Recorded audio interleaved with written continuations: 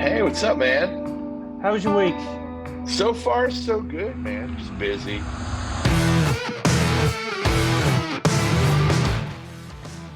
This week we talk about new models for the ownership of sports teams, how acronyms and abbreviations are making us more dumb, and we ponder how preferences might help personalisation proliferate.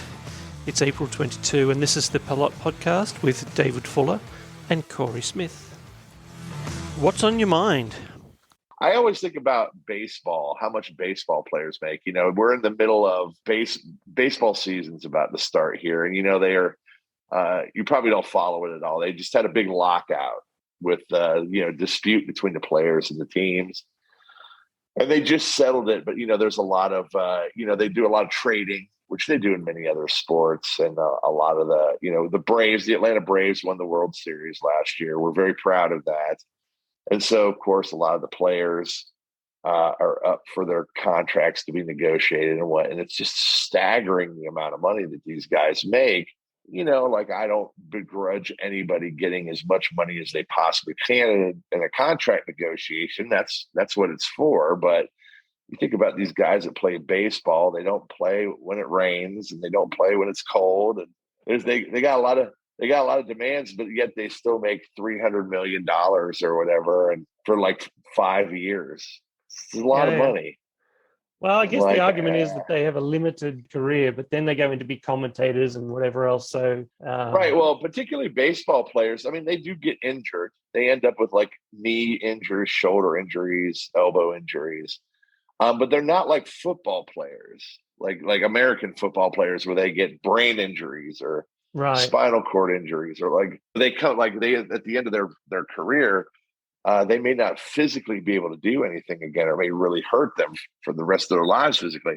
Baseball players, they walk off the field and retire, and they go on and do anything. Yeah. I'm not picking on baseball. I don't want to pick on baseball players, but it's interesting. There was a news story this week which caught my eye, and as you know, and some of the listeners may know, my sport is sailing. Some people would say this is not a sport at all, but I don't know if you caught it over the weekend. It was the final of a series called the SailGP. They're effectively trying to create a sort of Formula One on the water.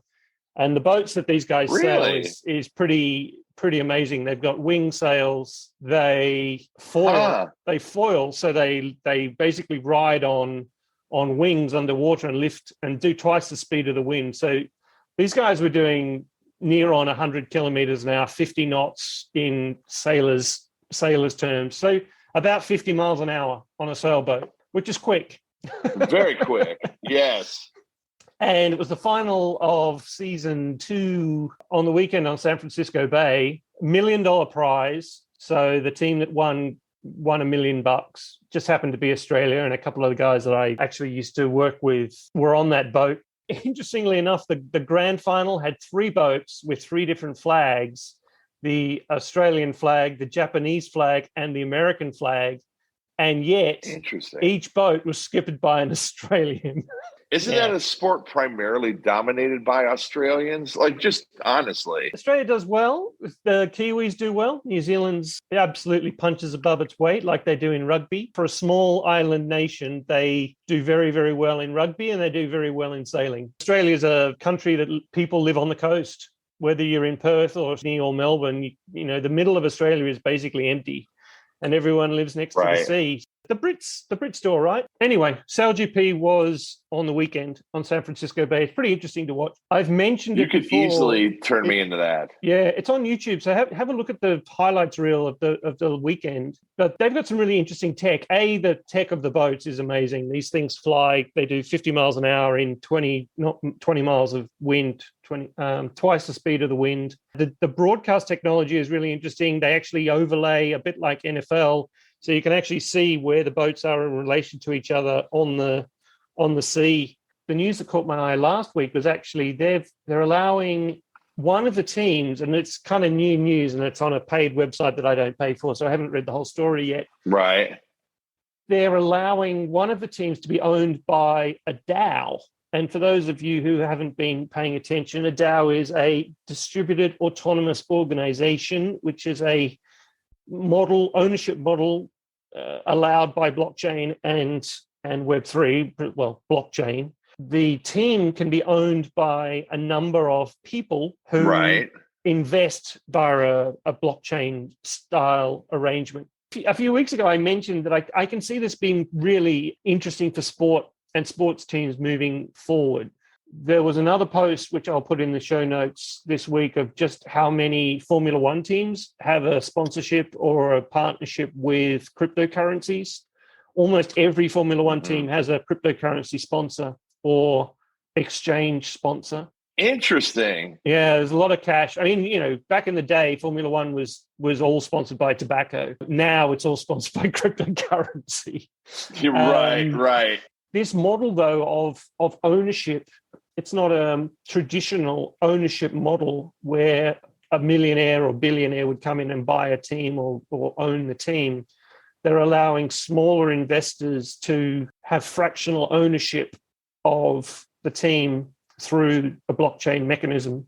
And we've talked about some of the disruption that blockchain technology is causing from a technological point of view, and some of the more headline-grabbing stories like metaverse and cryptocurrency and various other things. But as we talked about last week, some of the B2B aspects of blockchain technology are more interesting, I think. Imagine if you took that to a baseball team or a football team and played it out to its end and said, okay, why couldn't the team be owned by the fans?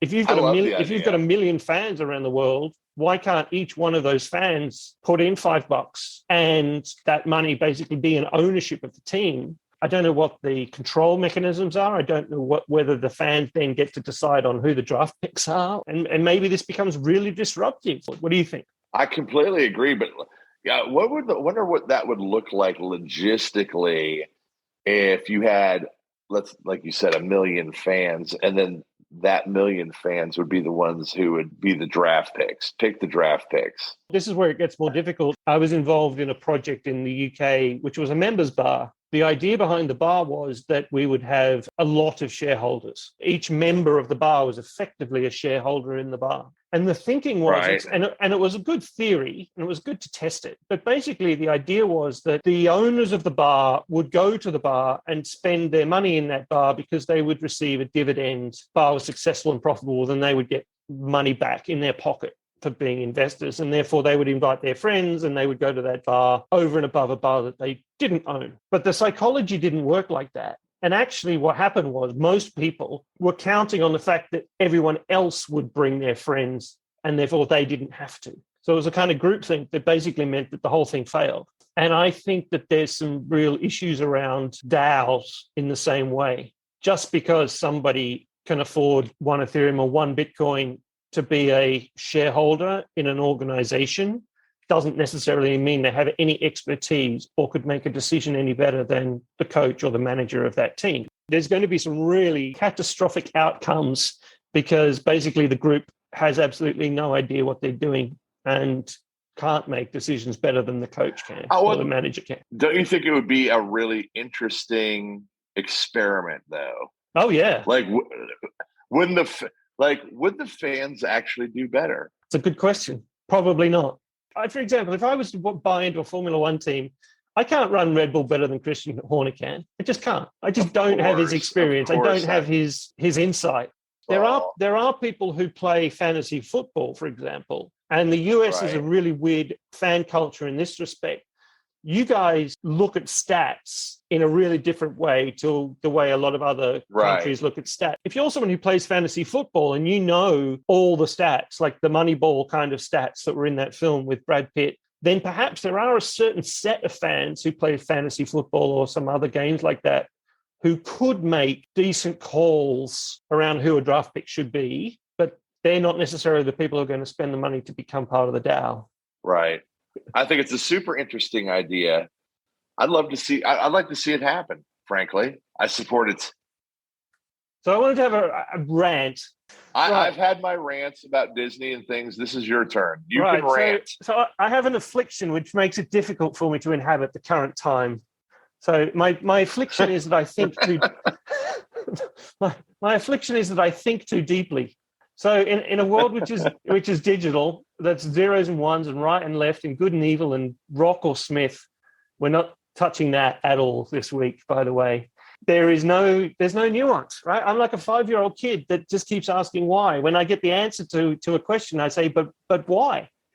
But why? Right. And it's a great skill set for a consultant to have, but it makes me sound like a grumpy old man, and I'm not even 50. The thing that I'm asking questions about this week is abbreviations and acronyms. Abbreviations and acronyms are actually leading to a lack of context and meaning. So I'm going to talk about a couple of things on this. First one is a little funny story. My favorite story when it comes to, and all of these stories are probably apocryphal. I've heard them somewhere in the grapevine, but they're probably not true. Apparently IBM, which is an acronym, obviously, and not many people know what the IBMs stand for. You probably do. I do. But they have a TLA. A TLA is a 3-letter acronym. And their TLA was AMD. And an AMD is an air movement device, which is short for a fan. Right. They replaced a 3-letter word with a 3-letter acronym. So right, which is hilarious. But my problem isn't with them. My problem is with these acronyms and abbreviations, which people forget what the actual words in the acronym or thing are, and therefore they lose all meaning. For example, most people don't know what a DVD is, but even if they do know what a DVD is, they don't know what the V stands for. They could probably take a guess. Right. And actually, there's two schools of thought on what the V stands for in DVD. Have you got a guess? In the V in DVD? Yeah. I would assume it's video. Is that incorrect? It's one of the answers. Well, so, what's the other one? I'm curious. Versatile, because DVDs don't only hold video. They do when they're... That's correct. The meaning was changed. Originally, I think it was a digital video disc, but then when DVDs were used... data on it. Which is neither here nor there, right? And it's like NFT. Nobody knows what the N means, and nobody knows what the F means, and not many people know what the T means in NFT. It's just become a thing. It's an NFT. It's like people who say ATM machine, not knowing that the M in ATM stands for machine. It's for machine, right. Which is redundant.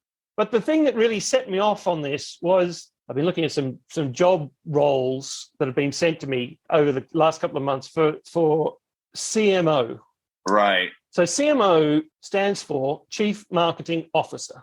When you say it out in 3 words, Chief Marketing Officer, every single one of those words has a meaning and denotes a certain role and responsibility. So the word chief, obviously, is fairly self-explanatory. The word M for marketing is also self-explanatory, but the word O is the one that people are starting to forget or ignore what the O means in CMO.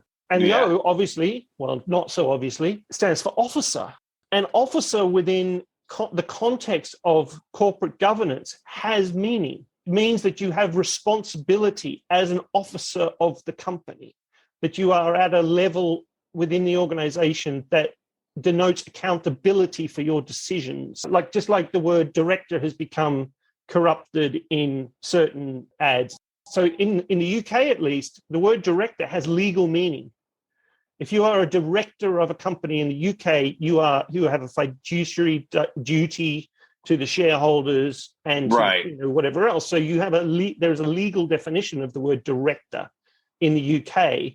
And yet you see job ads for marketing director that isn't a director at all. It's just, they think that director is higher than manager, and therefore they put director into the title. I'm not one for titles. I really don't, I really don't care for a title. But I think it's important, especially when you're trying to recruit someone and you're saying, we're recruiting for a CMO, which to me sounds like it is a board level position that has accountability, that is an officer of the company, whose decisions have an accountable legal position within an accountable legal framework. And yet, when I read the job descriptions of some of these things, it says responsible for the Discord channel. Maybe it's just me being petty, but by abbreviating things and taking them down to 3-letter acronyms, the meaning gets completely lost and the importance is also lost. What do you think? Would you think that that's partially generational? Like we live in to use an acronym, the TLDR generation, right? Where everything... I don't know what that stands for. I'm obviously... oh my goodness. I just taught this to my boss so that he could say it to me because I'm very verbose, like most of us are from our generation. We like to actually use the English language. TLDR stands for too long didn't read. Okay. So TLDR or LOL, RTFM, RTFM, or things that you're like my kids text to me, like these 3-letter things that are just like abbreviations. Snafu for things. Yeah, or FooBar. I think initially that they were just abbreviations for things so that you could like text or type things quickly to people. Well, I think if you're on a Nokia 6110 and you wanted to type laugh out loud, that would take a long time. I think that we just got like that. We did that so much that people got lost in translation. That all of these, by doing that so much, that acronyms became the lexicon. Well, it's even worse. You know what I mean? Now it's emojis. Somebody posts a 400-word post on LinkedIn and someone replies with a smiley face. Right. Really? Or like a forehead slap, like an eggplant and a squirt, or, any number of emoji combinations, which is like in and of itself is you have to, if you're of our generation, you have to decipher. You have to be like, hey, what does this mean, kid? I don't get this. Gosh, I don't want to be pejorative. It's the dumbed down that's language. That is my point, that it's not pejorative. It is dumbed down. It is an inability to think. I got taught in high school in history class that, you go and find 3 primary sources and you compare those 3 primary sources and you have evidence to to build an argument. Now, this podcast is nothing like that. This is pure editorializing. There's no facts whatsoever in this podcast. Well, it's pure opinion, but we're not required to check our source. Just the fact that you and I just use the word pejorative. I use that word regularly, as I do many other what my colleagues might refer to as 50-cent words, and I'm constantly accused of by people that I work with and friends of they're like, oh, what's with the big fancy word? I'm like, it's English. It's not like I'm walking around with like a word a day calendar trying to find ways to work in the word miasma in a sentence. The latest craze is Wordle. Ironically, you're absolutely correct. People act like I'm walking around with like a word of the day calendar trying to find a way to work the word miasma into a sentence. You know what I mean? It's like I just like have an education. I paid attention in school, and I like having an economy of words and using them. I think I think the word of the week is alopecia, isn't it? I don't mind the abbreviations or the emojis or whatever, like when it makes sense. It's like tools in a toolbox, but it's like to your point, it's like there's an expectation when you see a role of CMO, like you said, an officer in a company has a fiduciary responsibility. It's like, I don't expect to be approached about a CMO role, and then it's like somehow like you're in charge of our Discord channel. And at an officer level, I wouldn't think that I would be doing anything tactical. And frankly, that would be kind of insulting. But there's also government, and I don't know. I think there's probably a lack of. I'm sure it's not taught in schools, and I never did an MBA, so it's probably taught in an MBA. But there's corporate governance taught in education. There's people who are thousands of entrepreneurs who are starting their own businesses, but they don't understand what corporate governance means, what it means to be the named director of the company or the CEO. What a board meeting means or what minutes mean. There's a small part of me, and this is slightly conspiracy theory-ish. There's a small part of me that thinks that there are startups that are using recruitment as a growth marketing tool, that they are posting ads, which I'm sure in some markets is illegal. There's some companies out there that are, especially SaaS companies, that are posting roles so that the thousands of potential applicants will visit the website of that company and look at the product that company is selling, perhaps even download it if it's a mobile app and install it in order to research the position. Now, when I suggested this to a reputable HR person on Twitter, they said that I was completely balmy. I don't think that's a conspiracy theory. I think there's anecdotal evidence to show that, don't you? There was a company that actually sent me a survey about my marketing strategies. And one of the marketing strategies that they had in the survey was using recruitment sites as a marketing strategy. Right. I think in certain markets it's illegal to advertise a job that isn't there. I don't even know what growth marketing means. And I'm going to say that out loud in public on the podcast. I have no idea what growth marketing means. Yeah, that's a good point. What does it mean? Let's put it to our listeners. What does growth marketing mean? Is it all marketing designed for growth? The explanations that I've read online are basically saying that growth marketing is to try and somehow get around silos within companies. I don't think that's how it is understood by most people who call themselves growth marketers. Most growth marketers that I know are tactical marketing people or even sales. Growth marketing for me looks like another word for sales. For sales. And I think that feels more correct.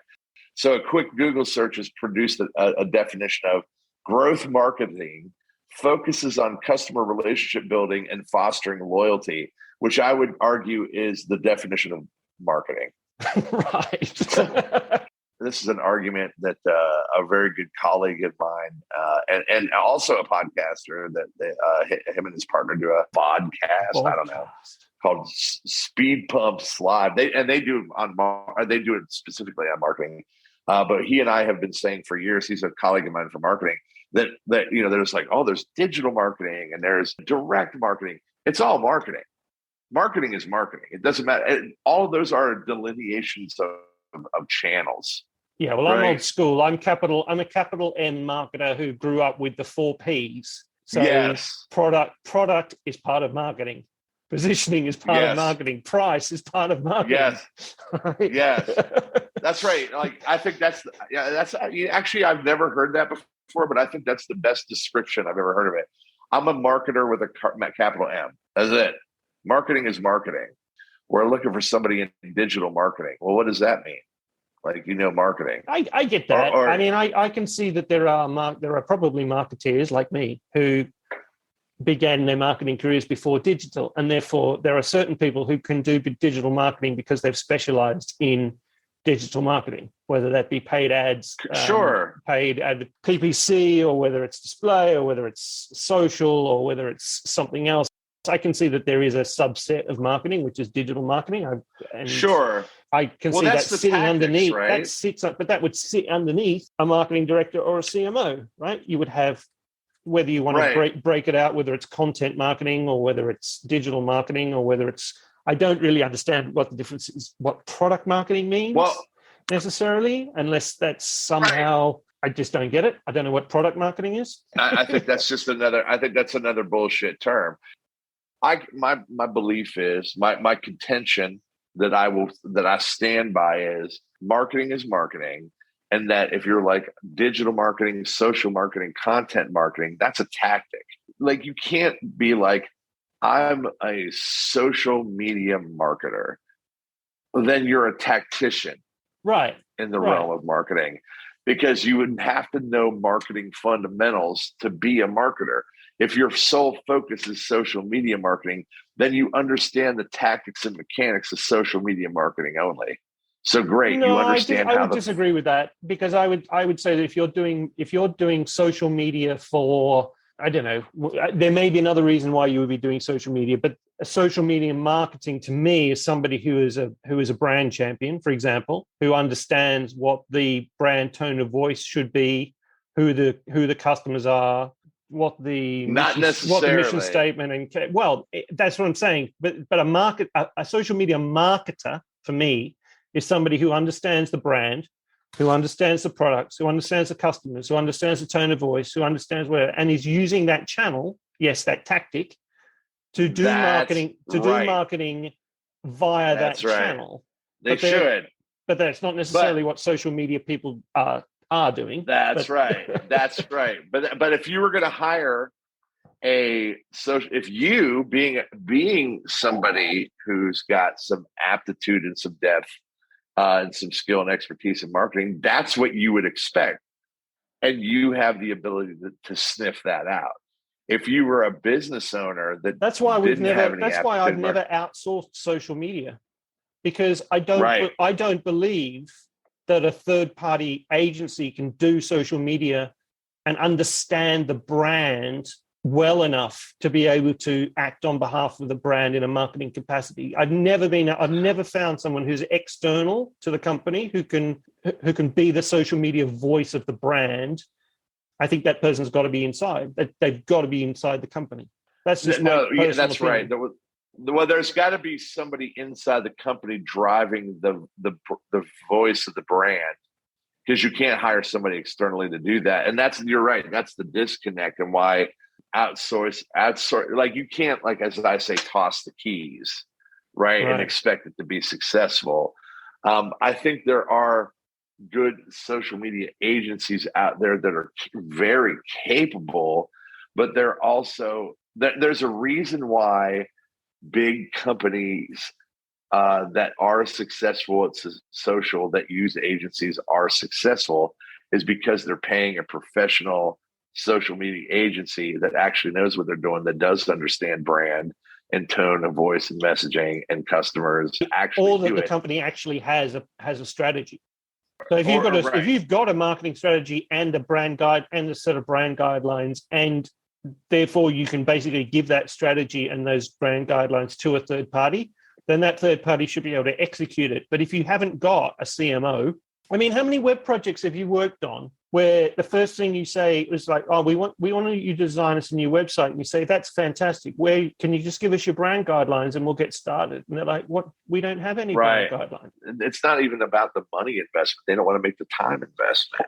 Not only do they not have the brand guidelines, they don't have customer personas. They don't understand their customers. So you got to do the research, right? Like, we need to dive into your customers. We need to delineate and understand who your customers are. We need to develop tone, voice, and messaging generally. We need to segment messaging and content by customers. We need to create a content calendar by customers. We need to look across those customers and think about what social media platforms make sense for your messaging by customer, and it costs money and it takes time. Nobody wants to make that effort. They think social media is easy. Like, we didn't know it was going to be that expensive. We saw a guy on Fiverr that does this $35 a month. Well, yeah, there's a reason that there's a difference between a $35 a month guy and a $12,500 a month investment. Right. There's a lot of nuance to it. Right, which is kind of comes back to my point at the beginning. Everything's become very simplified. We just want to make it. We don't want to really get into the detail because that's a bit too hard and a bit too expensive. So let's just get away with whatever we can and hope that it kind of works without having to do it properly. I started my career at Unilever, and Unilever was one of those companies that was known as one of the places. If you wanted to be a marketing person, you either went to Unilever or you went to Nestle or you went to Coca-Cola. They were kind of the three companies that you wanted to. If you wanted to be a marketing person, you wanted to work for one of those three companies, because they did marketing back in the day. They did marketing properly. And actually, when I was at Unilever, marketing didn't touch anything within a 12-month time horizon. If you were looking at a promotion that was happening next week, that wasn't marketing's bag. That's not what they did. Marketing were looking at brand. They were looking at what's going to happen in 12 months' time, what's going to happen in 2 years' time, what's going to happen in, like I said, capital M marketing. Okay, they looked after advertising, which in that sense was TV advertising and big media spend type advertising, which was slightly more, was about as tactical as they got. About as tactical as they got was TV advertising. But things have changed, and the world's moving faster. So some marketing is about Burger King responding to what happened in the news 25 minutes ago and getting it on their social media feed faster than McDonald's can. And that is an element of marketing in 2022 within a strategy, within a broader framework of what are we trying to do, who are we trying to be, and what are we trying to sell. Thanks for listening to this episode of the podcast. If you want to be the first to hear new episodes, subscribe using your favorite podcast app. You can find us on Google Podcasts, Apple Podcasts, Spotify, and more. If you want to get involved in the conversation, you can contact us via the website or engage with Cory and I on social media, on LinkedIn and Twitter. Let us know if there are topics you want to cover or even come on as a guest to discuss something that we've already touched on. Now back to the show. You know, our episode last week touched on some interesting subjects, including the concept of extended reality and mixed reality, and it got me thinking about a conversation I had over 2 decades ago. I'll tell you the story. Maybe I'll set this up for a future episode. The reason it got me thinking was I met a guy on the Thai-Laos border 22 years ago.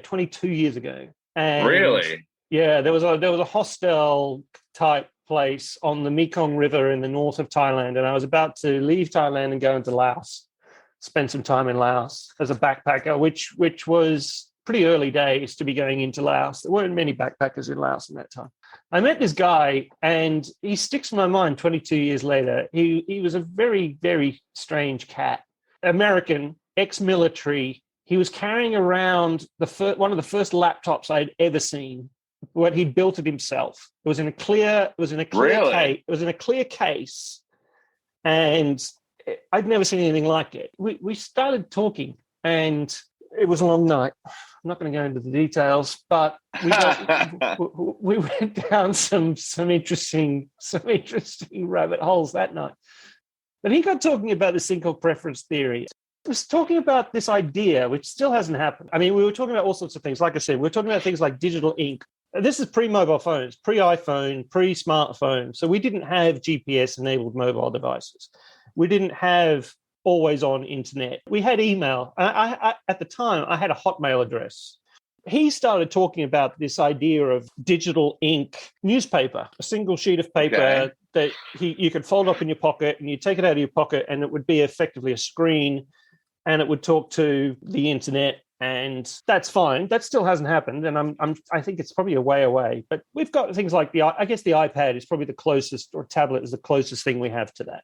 But he started talking about the next phase of that, which is what I was talking about last week in terms of mixed reality and how we bring in information from other sources and augment our reality, whether it be via glasses or whether it be via a tablet or whatever. But he was thinking of the next stage, which was effectively, he was predicting a type of machine learning that took away the need for search. And it took away the need for search because it knew what you were going to ask search before you searched for it. Actually, this is where I came up with my rant for the beginning of the show. Once I start thinking about this, I think about it on a lot of different parallel lines. So once I started thinking about that, I started thinking about data privacy and identity and being able to provide certain parts of your identity to a search engine. So Google is the least personalized product on the internet. Google does not give me personalized results. It gives me the results that it wants to give me. It gives me the answer that it thinks I want. It thinks I want that top result because other people clicked on that result, but other people are not me. Once you add preference theory into that, you should be able to say, actually, again, we talked about this in one of the personalization episode, Google should really know me better. It knows my calendar. It knows that I'm talking to Cory at 9:00 at night in Athens. It knows I speak English. It should be able to launch Zoom. I shouldn't have to launch Zoom. Zoom should just launch on the device that I'm on at the time automatically. Right, without having to be like, go to your calendar, click join. And I've seen things like this on Google, but they disappeared. And I'm not sure whether you saw them. So, for example, I think 10 years ago when I lived in London, I used to get notifications from Google saying, you need to leave now in order to get to your meeting. Yeah. They used to have that in Outlook too. At 3:00. And that went away. And I don't know why. I don't know if that's a data privacy thing. It seems to have gone back. That's interesting that you say that. Yeah, you're right. I do remember that. And I used to use IFT. I love IFT. Have you ever used IFT? If this, then that? If this, then that? I use it all the time. But I'm wondering why, with all the information that all of these companies have, as we said in the personalization episode, a company like Google, well, let's use Google because I'm a Google guy. Most of the things that I do are on Google device. At least my mobile is an Android device. If Google knows my calendar and it knows my email, and it knows my preferences because it's, sees my Amazon receipts into my email account, and it sees my whatever else, and it watches my social media and Facebook. Again, Facebook knows a lot of this stuff as well, right?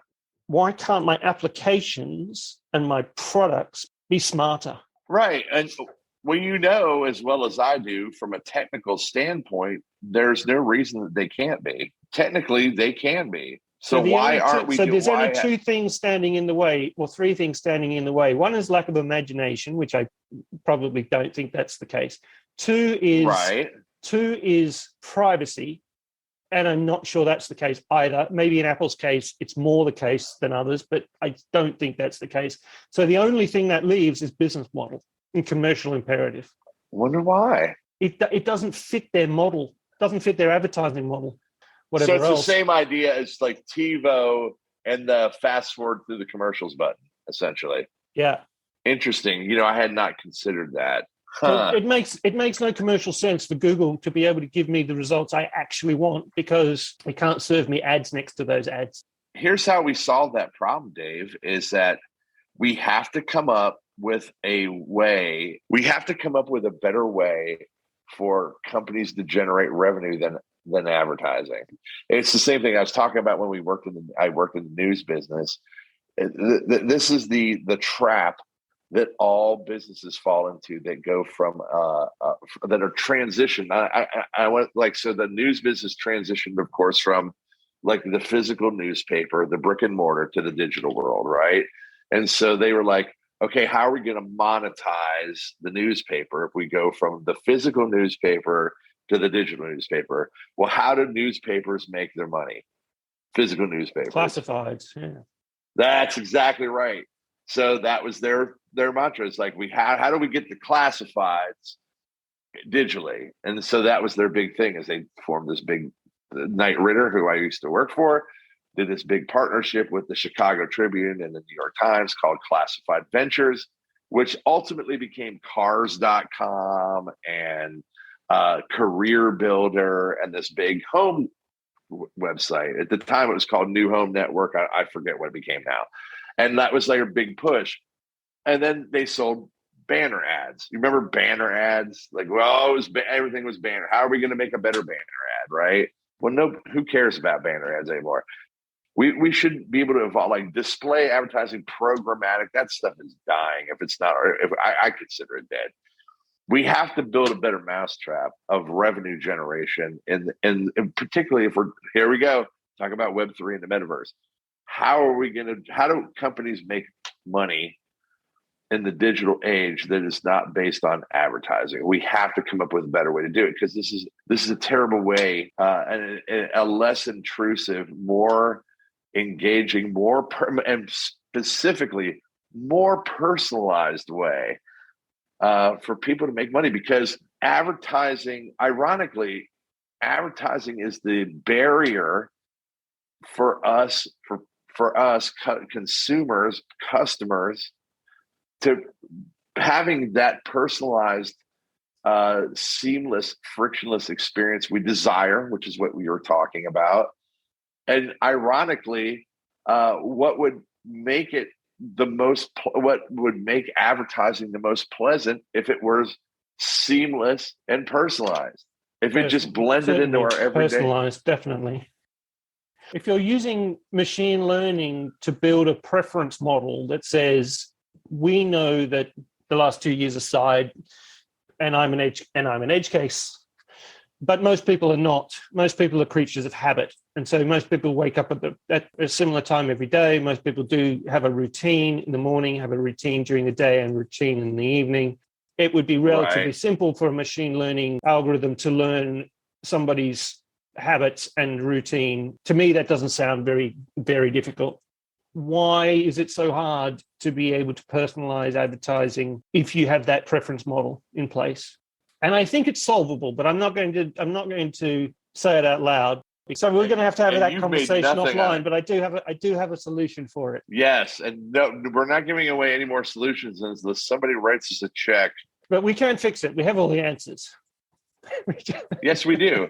Incidentally, in case nobody knew, We do have all the answers. We know the answers before you even ask for them. We know we That's right. can answer your question before you even ask it.